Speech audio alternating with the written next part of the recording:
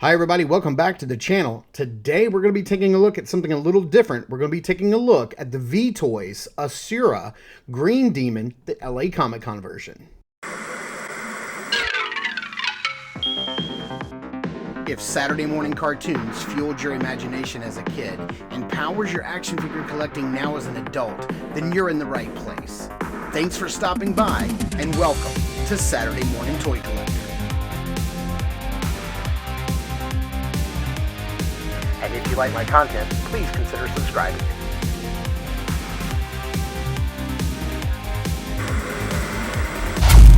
Alright, taking a closer look at the front of the packaging here, you can see there is a very nice glossy like spot varnish to the front of the package.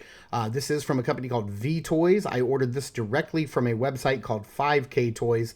I don't think there's any affiliation. I think that they just they sell all kinds of different figures from different companies, mainly third-party 1/12 scale figures. There is some really nice artwork, of course, some kanji lettering and designs on the left and right sides of the box. You can see the LA Comic Con logo in the top right, and they did send me an LA Comic Con hat to go along with this, which was really kind of cool. Wasn't expecting it, but there you can see there's some really nice glossy finish to the front. That spot varnish looks really nice. It's got like this demon motif, and there is a little write-up on the back, but it's not for the character. It's more of a warning and how to like bend the product and stand it and what not to do with it. You can pause it and read it if you want, but let's get this guy opened up and take a closer look. Now the figure does come in 2 trays. In the upper tray you do get your figure here. It does come with this little pot, an extra head, several different hands, which is really nice. And then in the secondary tray you get lots of really cool stuff. You get this knife,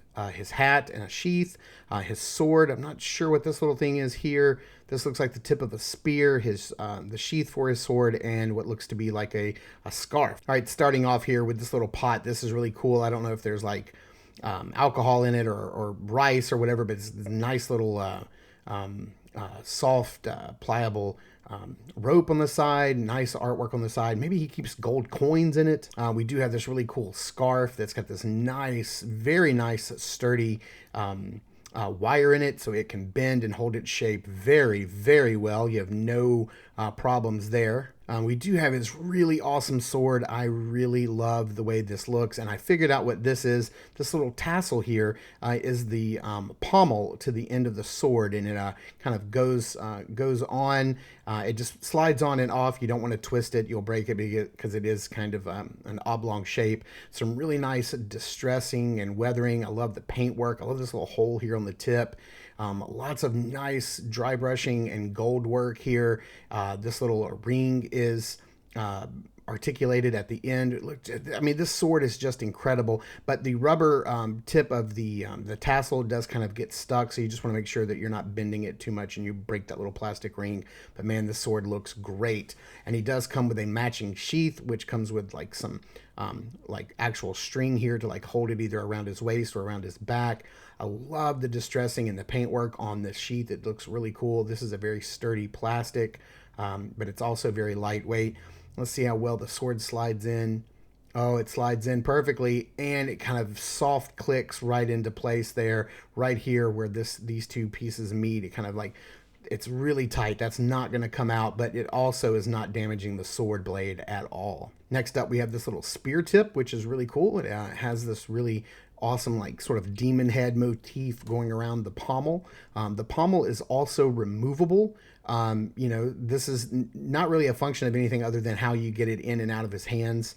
But, you know, I wonder, could you swap the pommels? And like I said, you don't want to twist them. You want to pull them straight off. And you could put that pommel on the end of the sword if you wanted. And conversely, you could also put this pommel on the end of the spear if you wanted to, for any particular reason. I don't know if this is the tip of a spear or just a very ornate blade. I'm not sure, but it's really cool that he comes with it anyway. I wish I knew the story behind this. That'd be kind of cool if they give us a little write-up of their own proprietary characters. You do have this nice little dagger here, which is really cool. Some nice paintwork and weathering on it, and it fits in with this little sheath here. And let's see how well that goes in. Slides in nicely, but that's about as far as it's going. can't really push it in all the way. It's really tight. It's not going to come out. It does come out nicely, but yeah, you're not going to get that in any further. He does come with this nice hat, which is really cool with this little string on it, and there's a little golden rim around the top. I love the woven nature of the hat. It looks really neat. And he does come with lots of hands here. So we get on him in the package, he comes with 2 closed fists, and I really like the detail of the paint and the armor on the back of his hands. It's nicely weathered, and I love the green fingers poking through. The little fingerless gloves look nice. He does come with 2 gripping hands. Now, these gripping hands are for your swords and daggers or whatever, but they are molded closed. The thumb does not come separate from the hand, so you will need to remove the pommel to slide the swords in. And listen, it's a tight fit. You're going to want to take the pommel off, and then you'll want to slide the blade in, and that is a really tight fit. I'm going to have to heat these up a little bit before I slide that in all the way. He comes with 2 kind of relaxed open hands, and then his other hands, I kind of wish they were a little different because they're very similar to these hands. They're just ever so slightly more splayed open, so that's not a big enough difference. I would have liked maybe like some maybe like gripping, like tiger claw kind of hands. I think might have looked nice, but they all carry over that same armor motif from the back. He does come with 2 heads, as this is the LA Comic Con version. It does come with this bonus head. The closed mouth version is what comes on him in the package, and the open mouth version is the exclusive head. And if you get the red version of this, he's only going to come with 1 head. But I really dig this this head sculpt. So let's take a closer look at it. Each one of them have this ponytail that is on a little ball joint, and it is movable, and that is to be removed when you try to put the hat on. He has this nice little divot in his eye. His ears are very sharp, and they're very pointy, so just be careful with that. They also feel a little brittle. I wish they were a softer plastic, but you can see here the same thing on this bonus head with the ponytail. It is movable, and then I love the gritted teeth. And just getting this guy up on the turntable and just giving you a quick 360 of what he looks like. You can see the figure standing straight up and down, and all of his soft goods and all of the armor and everything. I just wanted to show you guys just a quick little turnaround of what he looks like in 360 degrees. Now, just taking a closer look at the figure itself, man, this guy just looks incredible. I just love all this detail. I love this red rope coming off of his belt. This is a separate piece here. The shoulder pad and belt are a separate piece. I really love the shoulder pad, the detailing, the weathering. I love the detail and all the rope work that is on his belt. I think this is probably the little sheath for the little loop for his dagger sheath. It has a little tassel here, a little tablet. I'm not sure what that is. I can't see anywhere on the belt, and I'm so sorry that I'm off of camera here. Yeah, I don't see anywhere on the belt that is a glue point or a connection point, so I'm not sure how they pop that on. You do have some soft goods here, some soft good, no wire in the soft goods here, some soft good pants, which is really nice. The soft goods underneath the gauntlets is really nice, and the gauntlets are removable. If you just pop the hand off, and you can just slide the gauntlet right off. You can also pull that little sleeve off if you'd like. The hands are pretty hard to pop off the very first time, but it gets a lot easier as you keep working with them. The pants look very nice. They're very nicely tailored. I really dig that. They look really good. I'm glad he's got some soft good pants and not sculpted. The boots are incredible. The shin guards, just the rope work and the weathering just look exquisite. I love the color choices they went with here. He's even got peg holes on the bottom of his feet. I didn't realize that at first. That's really nice. So like going over articulation, he can only look up about that far, but he can look down really far. So that's really good movement there. He has some really nice kind of like forward and back because his head's on like a double ball peg. So you can get that a little bit of that motion going on there. He can get lots of bobble and head tilt. Goes to side, no problem. Let's look and see here what we have going on for the shoulders. The arms can go out at the shoulders and hit that T-pose. They're kind of stiff, but they can hit that T-pose no problem. There's not much of a butterfly joint. There's a little bit of a little bit of wiggle there back and forth, but not a lot. It can rotate all the way around at the top of the shoulder if you wanted to. Has a bicep swivel, double jointed elbow, but that sleeve is kind of getting in the way a little bit, but he can get well past 90, so that's not bad. Maybe if you pull that sleeve off, put the gauntlet back on, you get a little more range. The hands are on a hinge and a little ball peg system, so they can rotate all the way around. He does have a slight diaphragm joint that is up at the upper chest, so he can bend forward a little bit, and he's got some waist articulation. So I can't get these robes off, so I can't really look and see what we're dealing with here. But he can only bend back about that far, and he can rotate at the waist a little bit. The legs are really nicely articulated. They can go forward all the way, so no problem there. The pants do not get in the way. You can go all the way out to the side, and look at this back movement. Boy, that leg can go all the way back. That is crazy. I really dig that. Some really nice upper thigh swivel, and then we do have a double jointed knee at the knee here, so you can bend all the way back. I like that we got an upper boot cut. That's a really nice swivel right there, and then pretty stiff joints down at the feet, but he does have a hinge.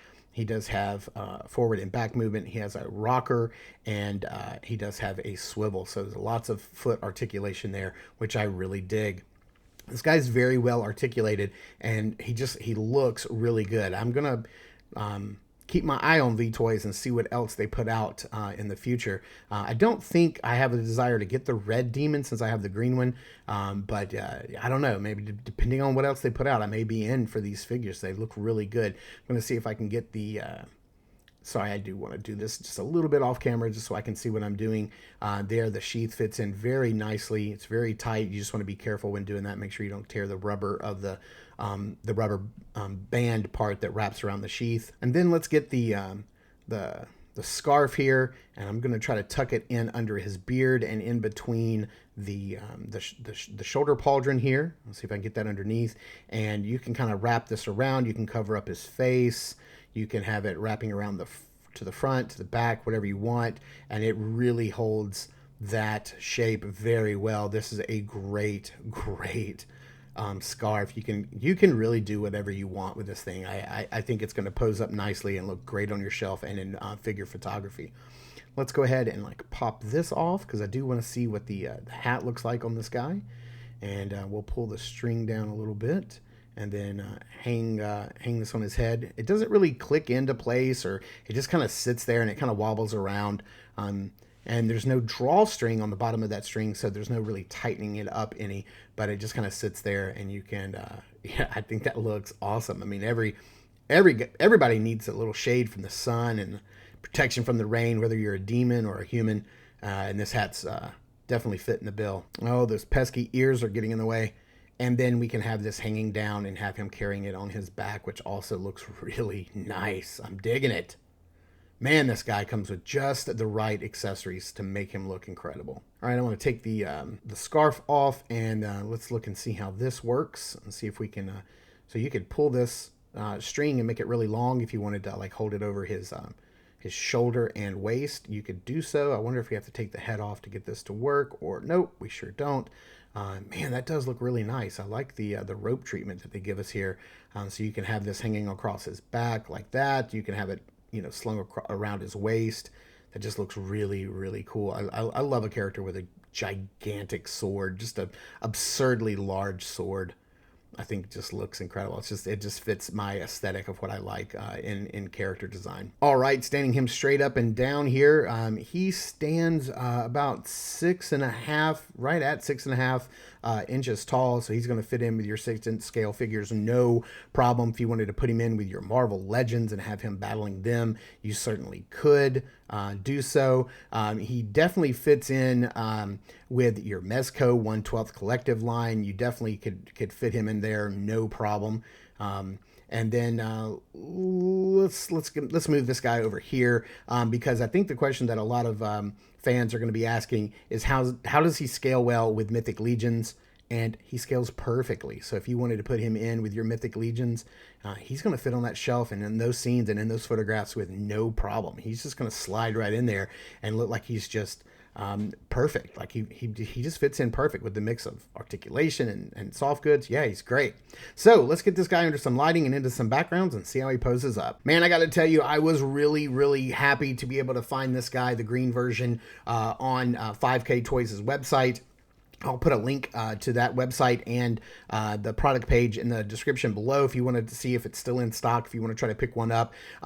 Like I said, there's a red version on Big Bad Toy Store, but I think it's currently sold out unless it's popped back in. I will put a link to that in the description below for that product page as well. But yeah, I don't know 5K Toys. I've never bought anything from them before. And man, if this is what they're producing and this is what they're putting out there in that 1/12 scale area, I'm down. I'd love to see where they go next.